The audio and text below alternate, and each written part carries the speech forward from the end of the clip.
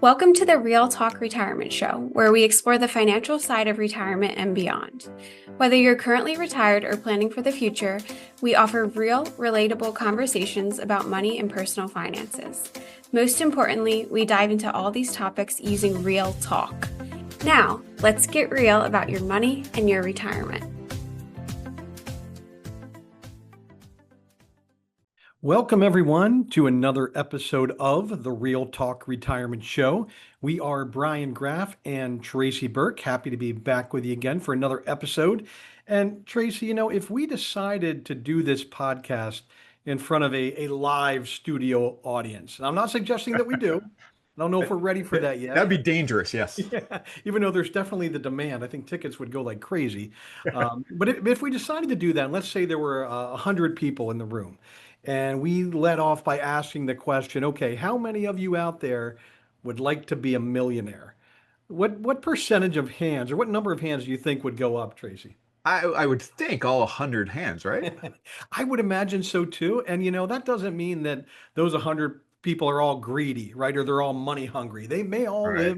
live, within their means. Money is important, but it's not everything. But still, I think no matter what, everybody wants to have enough money at retirement so they can live comfortably, that they have money maybe to pass along to their children, to their grandchildren. So even if money is certainly not the main reason for your happiness, which we certainly hope it's not, I think everybody would love in some way to be a millionaire one day. Yeah. So we thought this would be an interesting topic to tackle and talk about specifically, three things the millionaires do differently when saving for retirement. So, kind of to set the table here, Tracy, I think that a lot of people believe that to be a millionaire, you have to make a lot of money, right? You have to have a Yeah. higher income level, or maybe you have to pick the perfect stock. We always say the person that finds the next Apple, right? Yeah. Or maybe just to get lucky in some ways. You got to win the lottery. Yeah. But most of the time, I mean, the reality is that that is not the case. There usually aren't any secrets or specific tricks in becoming a millionaire. And usually it's really just the way that people think and the way that they plan. We find that those who have a lot of success financially usually have very intentional strategies. They have great money habits. They have the right mindsets where, if adopted, can be replicated by all of us. Yeah, absolutely. And I was going to say, let's start with an example and a story that I think is really interesting. And many of our listeners may have heard this elsewhere because this is a story that has been shared different places over the years. But gentleman's name is Ronald Reed, and this is his, this is a real person, a real story. So Ronald was a janitor at a J.C. Penney store in Vermont. On his side, he also pumped gas, as a part-time job. So certainly nothing flashy. He wore, used clothes, old clothes, nothing fancy on that front either. Drove a used car and lived very modestly all around, including his home. So lots of people were immensely surprised when Ronald passed away at age 92, and it was made known that he left behind $8 million. Yeah, 8 million, just incredible, right? The people who knew him were just blew away. So, similar to what you said, Brian, he did not win the lottery. There was no inheritance, and sometimes, that could get you to that area. Wasn't investing in any tech startups or involved in any way. It was just smart, intentional habits that he practiced over a long time, over many decades. So what did he do? Well, he invested in blue chip stocks, good companies, right? He lived far below his means, something that we always, everybody knows, you got to spend less than what you make to build wealth. And he just did that consistently for over 50 years. So again, it's that mindset you sort of mentioned, just that understanding that building wealth, it's not about trying to time the market, getting lucky, or doing something fancy. It's just that discipline and patience as well. Yeah, absolutely. So the moral of the story there, again, becoming a millionaire, we'll probably say it a couple times today, is not honestly about luck. It's about choices. It's being consistent and making boring, right? Sometimes Yeah, sure. very repeatable choices. It's not always glamorous, but that's the key is that consistency and repetition. In fact, we there was a recent study done, Tracy, that we looked at together by Ramsey Solutions, and it provided two really interesting statistics on millionaires. And I think the first one should come as no surprise, and that is that 8 out of 10 millionaires invested in their company's 401k. Right. So we say it all the time. Make sure you're saving in for retirement, taking full advantage of your workplace retirement plan. 8 out of 10 millionaires are doing it. So should you. Yeah. So that one probably doesn't come as a surprise. But I thought the next one was really interesting. And that is that 79% of millionaires did not receive any inheritance at all from their parents. So they did it on their own. Okay, so I think that was a real interesting point to make is you don't have to be born into a rich family. You can do this on your own through your own hard work and discipline.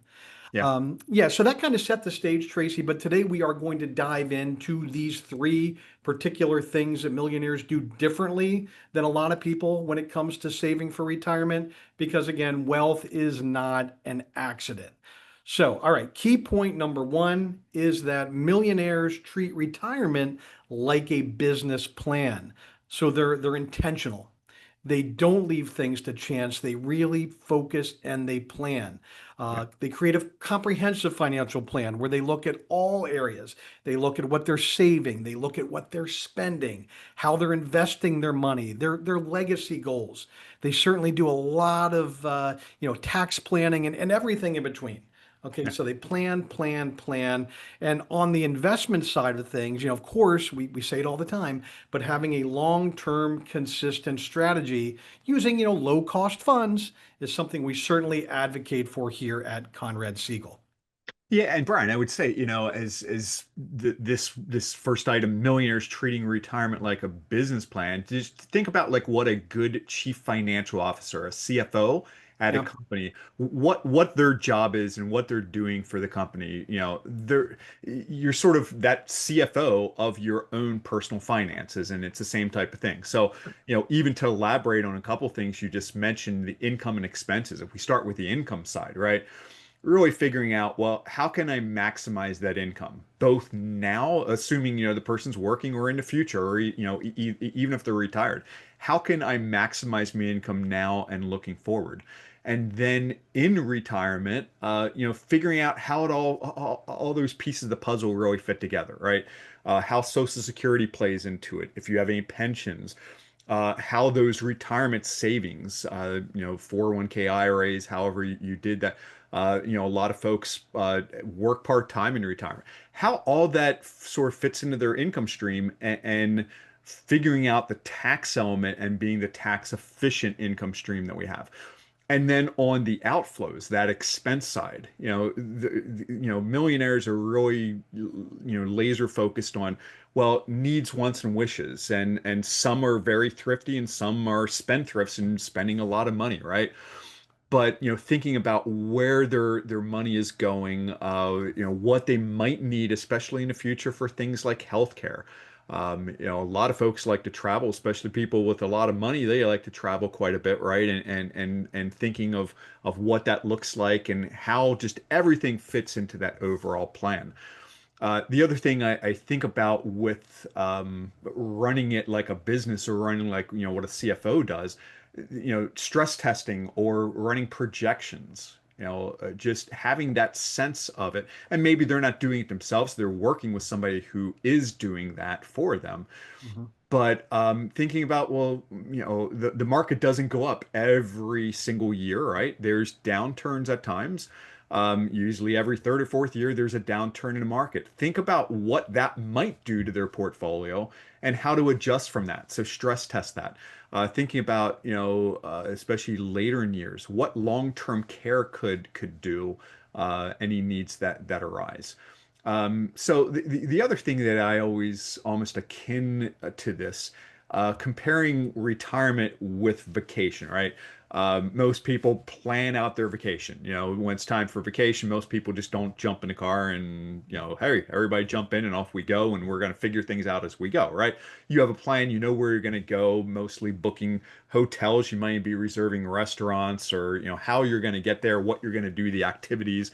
Hopefully creating a budget or at least having some sense of what that's going to cost. So if we think about it, retirement is a pretty darn long vacation. That's sort of It's what you're true. planning. Yeah. So if you're planning a 30-year vacation, you certainly wouldn't just wing it, right? So you'd Right. plan for it. And again, retirement's no different.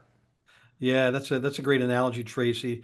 By the way, I got to do a better job planning my vacations. I am notorious for waiting until the last minute, and by the time I usually book it, hotels are all gone. The family's mad at me. But hey, that's a story for another day, maybe a different podcast. But yes, but certainly with this, I think one of the other keys, Tracy, is that a good CFO of a company or good CEO of a company, they don't just come in with a plan and then sit back and relax, right? They're Right. workaholics, right? They're always in the office. They probably work 60 hours a week. I don't know. Maybe not in all cases, but they're not just setting a plan and forgetting about it. Yeah. So same thing with as you prepare for retirement, you need to really stay focused. You need to track everything and make adjustments as needed. Keep working on it. We do recommend that all good plans get reviewed, 1 to 4 times per year, very similar to a business plan. Now, maybe when you're a little bit more in the early stages of your career, once a year is plenty. But Yeah. certainly when you get closer and closer to retirement, 3 or 4 times a year is probably a good idea to check in. And know that there are lots of great tools out there, budgeting tools, other apps available for you to use online. You're not doing this on your own. And remember, most importantly, good businesses, they don't guess. Like Tracy said, you don't wing it. You plan it, you track it, and you adjust. Millionaires normally do the same thing. Yeah. Absolutely. So that gets us to point number two, something else that millionaires do that maybe a lot of other people don't do. That is they maximize their tax efficiency. All right, so bear with us on this one. Taxes can be a little bit complicated, but this is super important, maximizing tax efficiency. So you've heard Tracy and I talk about this before, but when you think about investing, it's important to have three different buckets that we're talking about. So the first bucket is that tax deferred bucket of investments, and that's your 401k plans, your traditional IRAs, for example. Then you have your what we call your tax-free buckets in retirement. That's your Roth accounts. And then finally, you also have your taxable buckets, brokerage accounts, for example. Millionaires often effectively utilize each of those three different buckets, which Mhm. really allows them to most effectively create a tax efficient income stream. So making sure that you're not forgetting about one of these three buckets could really be vital in the long run. Something also I think we'd like to mention is that millionaires don't think just simply, what's my return on this investment? They really want to know what's my after tax return, right? And understanding the impact of taxes on their investments and their income stream is vitally important. So oftentimes millionaires, we find that they become, virtually, they're literally obsessed with their tax efficiency. And they understand really, Tracy, it's not about what you make, it's about what you keep in the end. Yeah. Yeah. So, knowing that, what are some examples, Tracy, of what we would consider tax efficient strategies that millionaires use?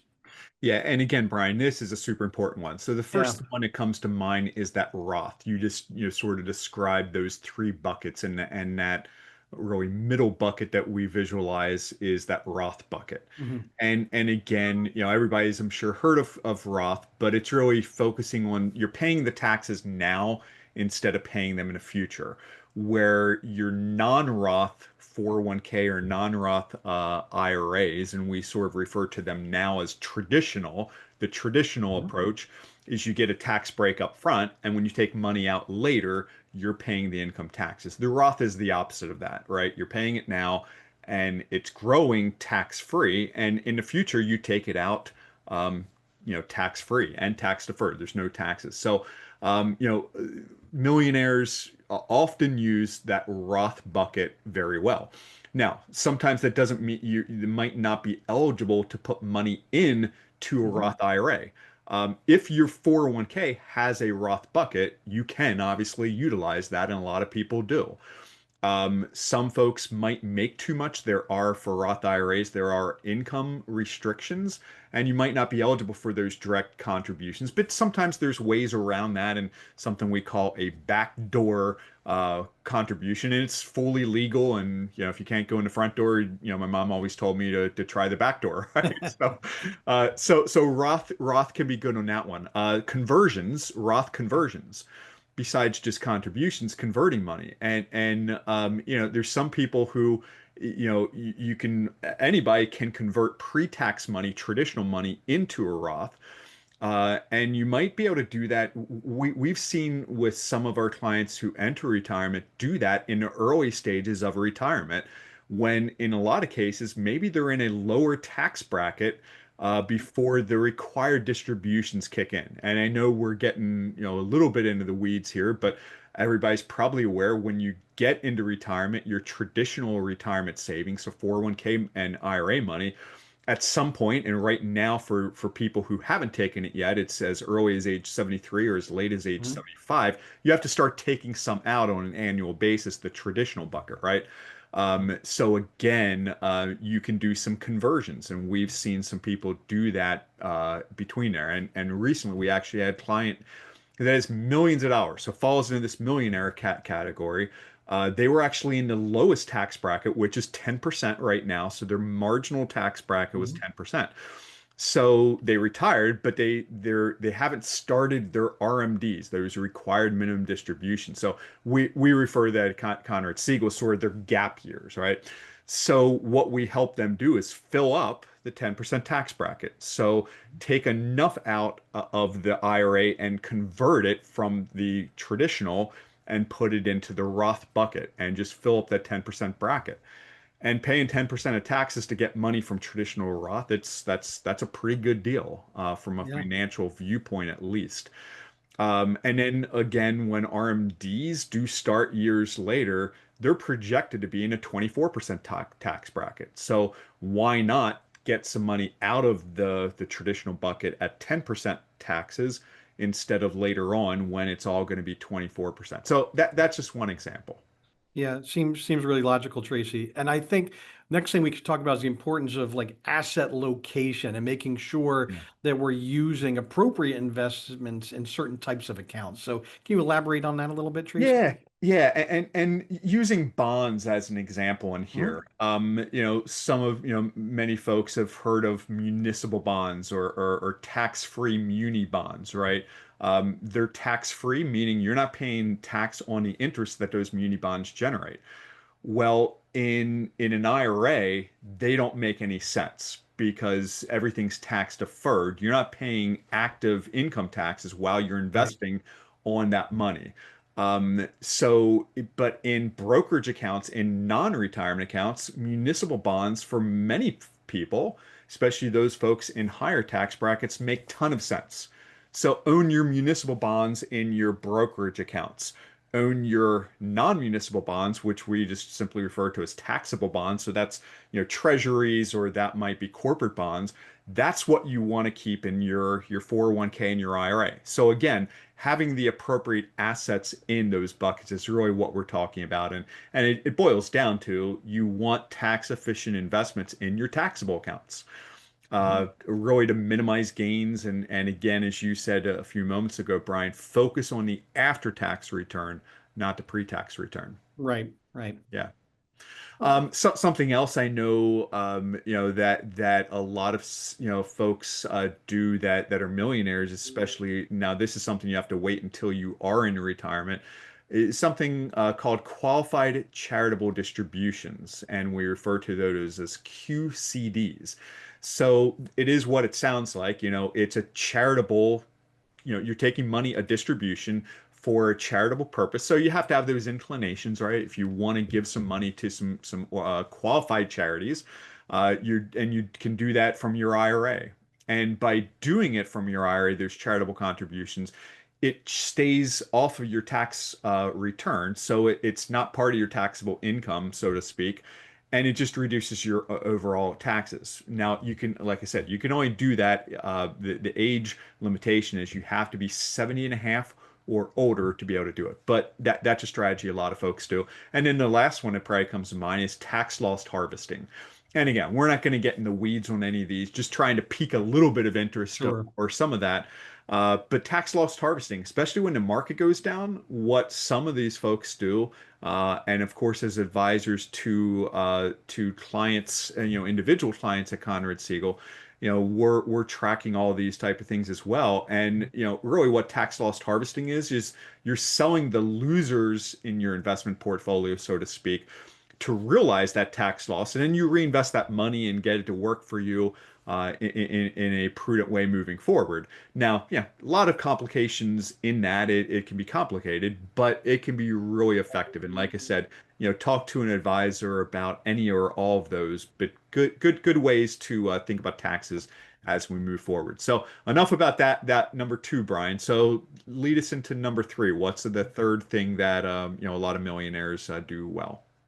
Yeah, Tracy. So the final thing we're going to talk about today, number three, the third thing that most millionaires do differently than everyone else, is that they outsource to save time and reduce mistakes.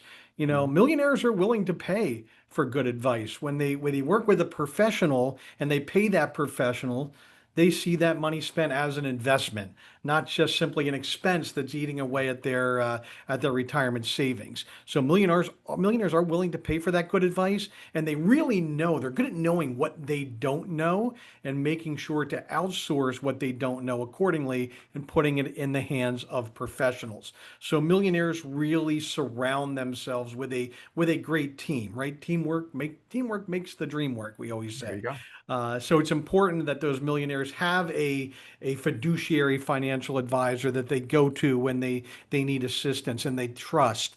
That they have a CPA, an accountant that they're working with for their tax preparation, even a good estate planning attorney working with them through all their legacy goals. And they probably even have an insurance consultant in a lot of cases, not a slick salesperson, but someone that they're working with that they trust on the different types of coverages that are important to them.